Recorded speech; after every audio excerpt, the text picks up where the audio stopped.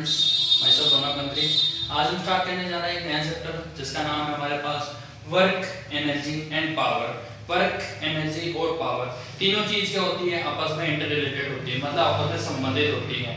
जैसे अपन किसी बॉडी के अगर ऊपर वर्क कर रहे हैं तो वर्क करने के लिए अपन को क्या चाहिए, एनर्जी और पावर। क्योंकि अपन उसके ऊपर कोई भी वर्क कर रहे हैं, जैसे मान लो पढ़ रहे हैं या किसी ऑब्जेक्ट है, कोई बॉक्स है, उसको धक्का दे रहे हैं, तो उस ऑब्जेक्ट को अपन को धक्का देने के लिए क्या चाहिए, एनर्जी चाहिए। और उसको देने के लिए एक दूसरी चीज और क्या चाहिए, पावर। क्योंकि अपने पास पावर नहीं होगी तो अपन उसको धक्का कैसे दे पाएंगे, ठीक है ना। कोई भी वर्क करने के लिए एनर्जी और पावर रिक्वायर होती है। तो इस तरीके से दोनों चीजें, तीनों चीजें क्या हो गई, आपस में रिलेटेड हो गई है, ठीक है। मतलब बिना एनर्जी के अपन कोई वर्क नहीं कर सकते, बिना पावर के कोई वर्क नहीं कर सकते। तीनों क्या है, आपस में संबंधित है, ठीक है। अब अपन अपना चैप्टर शुरू करते हैं। तो देखिए इसमें सबसे पहले बात होगी हमारे वर्क की। अब वर्क क्या चीज होता है, किसी भी ऑब्जेक्ट पे कोई मतलब अपन पर्टिकुलर वर्क कर रहे हैं तो जरूरी नहीं है वो साइंस की डिफाइन में वर्क माना जाए, ठीक है ना। साइंस के अकॉर्डिंग वर्क कब माना जाता है, जब अपन किसी एक प्लेस से दूसरे प्लेस पर डिस्प्लेस हो जाते हैं। मान लो एक जगह दूसरी जगह शिफ्ट हो गए, तभी माना जाएगा कि साइंस के अकॉर्डिंग वर्क हुआ है, अदरवाइज नहीं माना जाएगा कि वर्क हुआ है। क्योंकि जैसे देखिए मान लो अपन क्या कर रहे हैं, सुबह से लेकर के शाम तक एक ही जगह बैठे हुए कंटिन्यू पढ़ाई कर रहे हैं, मान लो स्टडी कर रहे हैं, अपना जो एग्जाम्स आ रहे हैं अपन उनको लर्न करने के लिए प्रैक्टिस कर रहे हैं, अपन थक भी गए हैं पढ़ते पढ़ते हैं, अपना माइंड जो मतलब क्या हो गया, रिलैक्स मांग रहा है, मतलब ये रेस्ट मांग रहा है कि अब हमको रुक जाना चाहिए। बट साइंस के अकॉर्डिंग वो क्या है, वर्क नहीं माना जाएगा। साइंस के अकॉर्डिंग वर्क कब माना जाता है, जब आप पर्टिकुलर दो चीजें होनी चाहिए उसमें, अपन पर्टिकुलर किसी डायरेक्शन में क्या हो, मूवमेंट करे हुए हो, मतलब ये जगह दूसरी जगह चले गए हो, और प्लस उसमें फोर्स लगा हो, मतलब किसी ऑब्जेक्ट को एक जगह से दूसरी जगह ले जाने में जो वर्क होता है ना, वही क्या होता है, उसको माना जाता है वर्क। क्योंकि जाने के लिए क्या है, अपन को फोर्स लगाना पड़ेगा, प्लस वो फोर्स लगाने के साथ साथ उसका डिस्प्लेसमेंट भी होना चाहिए। हम जैसे बात करें कि भाई मान लो अपन क्या है, अब मेरे सामने दीवार है तो मैं दीवार को क्या कर रहा हूँ, धक्का लगा रहा हूँ। अब जरूरी तो है ही नहीं कि भाई दीवार धक्का लगाने से हिल ही जाएगी, अपनी जगह से डिस्प्लेस हो ही जाएगी, पॉसिबल ही नहीं है। अगर दीवार अपनी जगह से नहीं हिल रही, भले ही अपन उसको धक्का लगाते लगाते थक गए हैं, अपन को पसीना आ गया है, लेकिन वो वर्क नहीं माना जाएगा। क्यों, क्योंकि दीवार जो है उसका डिस्प्लेसमेंट नहीं हुआ है, अपन ने फोर्स कितना ही लगाया है, डिस्प्लेसमेंट क्या है, 0, यानी कि दीवार हिली भी नहीं है अपनी जगह से, तो वर्क क्या हो गया, 0, ठीक है, कोई वैल्यू नहीं है अपने वर्क की, ठीक है। ये चीज आपको क्लियर हुई होगी, ठीक है। अब अपन स्टार्ट करते हैं। देखिए सबसे पहले है हमारे पास work. Work is done when, science के अकॉर्डिंग वर्क को किया हुआ कब माना जाता है, when a force is applied to move any object, जब कोई फोर्स लगाया जाता है किसी भी ऑब्जेक्ट को मूव कराने के लिए, फ्रॉम रेस्ट और change speed of the object, या फिर कोई ऑब्जेक्ट रेस्ट पे है, मतलब एक जगह पड़ी हुई है, उसको अपन धक्का लगा के वहां से हिला रहे हैं, या दूसरी चीज कोई ऑब्जेक्ट मूवमेंट में है ऑलरेडी, फिर उसके अपन स्पीड को क्या कर रहे हैं, चेंज करवा रहे हैं, कम या ज्यादा करवा रहे हैं, तो उस समय क्या माना जा सकता है, वर्क माना जा सकता है। वर्क का फॉर्मूला होता है W = F × S, या फिर वर्क = फोर्स × डिस्प्लेसमेंट, यानी कि जितना उसमें फोर्स लगाया जाएगा और जितना उसका डिस्प्लेसमेंट होगा, उन दोनों का जो प्रोडक्ट होता है वो ही हमारे वर्क के इक्वल होता है, ठीक है।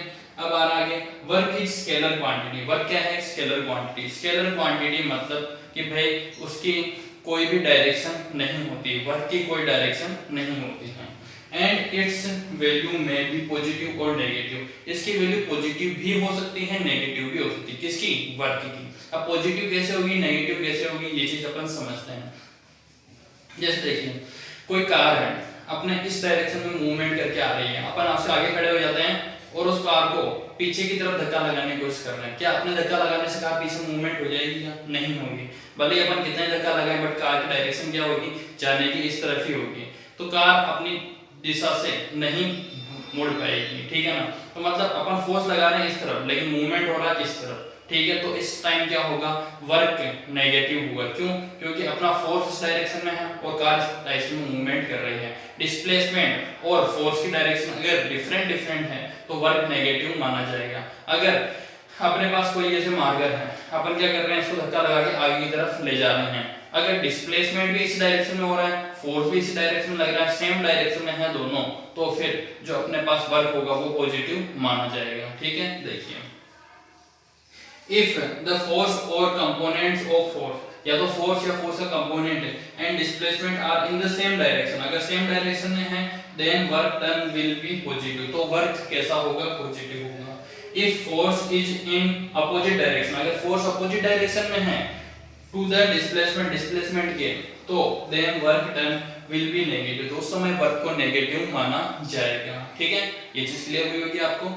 इसके बाद आती है अपने पास यूनिट ऑफ वर्क, वर्क की यूनिट क्या होती है। अब इसके अकॉर्डिंग यूनिट निकाल दो, जैसे फोर्स की यूनिट होती है न्यूटन और डिस्प्लेसमेंट की यूनिट होती है मीटर, तो इसकी यूनिट क्या हो गई अपने पास फोर्स की, ये सॉरी वर्क की, न्यूटन इनटू मीटर, तो यूनिट ऑफ वर्क क्या हो जाएगी, न्यूटन इनटू मीटर। या फिर दूसरी यूनिट होती है जिसको अपन काम में लेते हैं, वो होती है जूल, क्या होती है इसकी यूनिट, जूल। ठीक है, हाँ, अब 1 जूल की डिफाइन क्या होती है, 1 joule is the amount of work, 1 joule एक ऐसा अमाउंट है वर्क का, work done on a object when a force 1 newton displaces it by 1 metre along the line of action of the force, यानी कि किसी भी ऑब्जेक्ट को अपन 1 Newton का फोर्स लगा करके 1 मीटर तक डिस्प्लेस करवा देते हैं, तो उस समय जो उसके ऊपर ऑब्जेक्ट के ऊपर जो वर्क किया गया है ना, वो माना जाएगा वर्क 1 जूल।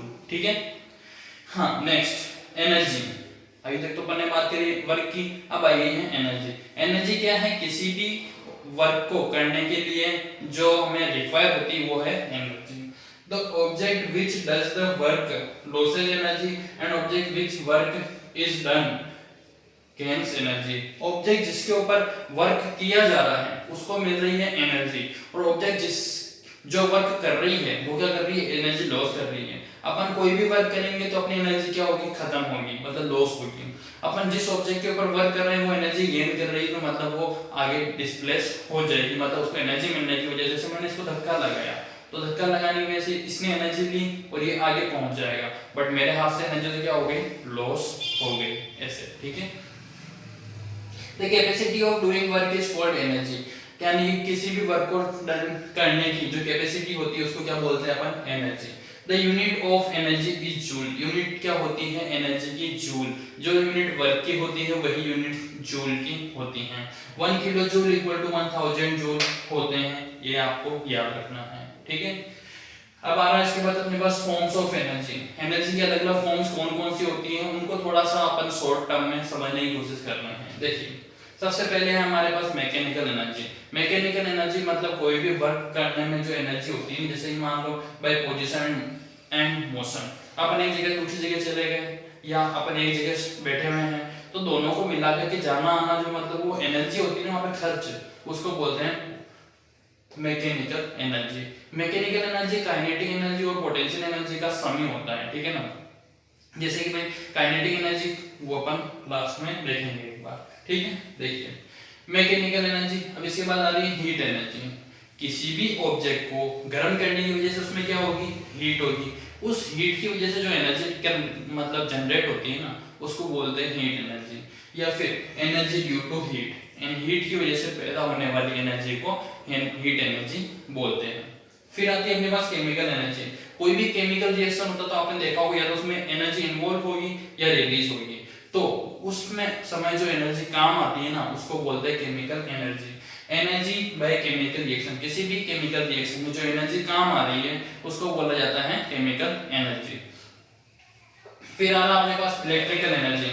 इलेक्ट्रिकल एनर्जी क्या होता है, energy due to electrical charges. Electrical charge की वजह से जो एनर्जी, इलेक्ट्रिसिटी की वजह से जो एनर्जी अपन को मिलती है उसको क्या बोलते हैं, electrical energy.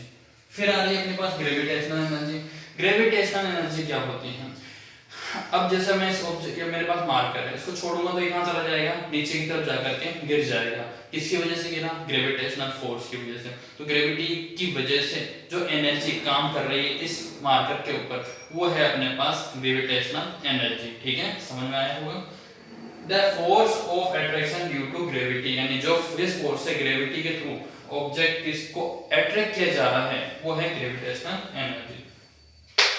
Nuclear energy. Nuclear energy क्या चीज होती है, energy released due to nuclear fission और फ्यूजन, यानी कि न्यूक्लियर फिजन जो मतलब परमाणु होता है या एटम होता है, उसको तोड़ना या फिर उसको बनाने की वजह से, उनको जोड़ने की वजह से जो अपने पास एनर्जी रिलीज होती है वो होती है न्यूक्लियर एनर्जी, ठीक है ना। फिर आती है इसके पास main two forms of energy. ज्यादातर दो चीजें काम में ली जाती है एनर्जी के फॉर्म की, अगर अपन डिस्कस करते हैं। एक तो होती है काइनेटिक एनर्जी और एक पोटेंशियल एनर्जी। काइनेटिक एनर्जी क्या चीज होती है, फर्स्ट इसकी बात कर रहे हैं। इसकी सीधी डिफाइन देखना चाहे तो ऐसे होती है कि भाई energy due to motion is called kinetic energy. मतलब किसी भी ऑब्जेक्ट के मोशन की वजह से उसमें जो एनर्जी होती है उसको काइनेटिक एनर्जी बोलते हैं। जैसे कि कोई ऑब्जेक्ट है एक जगह से, या कोई भी पर्सन एक जगह से दूसरी जगह जा रहा है, तो वहां एक जगह से दूसरी जगह जाने में उसको जो एनर्जी खर्च हुई है, ये एनर्जी उसके काम आई है, उसको बोलते हैं काइनेटिक एनर्जी। फिर आता है अपने पास mechanical energy, sorry potential energy. Energy due to position, किसी भी ऑब्जेक्ट के एक जगह पे रहने की वजह से उसमें जो एनर्जी जनरेट होती है ना, एक जगह बैठा हुआ है तो उस समय उसमें जो एनर्जी स्टोर हो रही है वो है पोटेंशियल एनर्जी। एक ही जगह पे उसकी पोजीशन की वजह से उसमें जो एनर्जी है वो पोटेंशियल एनर्जी, ठीक है। तो यहाँ तक एक बार कंप्लीट करें। कोई भी इश्यू डाउट हो तो आप वापस से आगे एक बार मुझे पूछ सकते हैं। इसके आगे वाली क्लास में अपन एनर्जी को उनके डिटेल में पढ़ेंगे, ठीक है।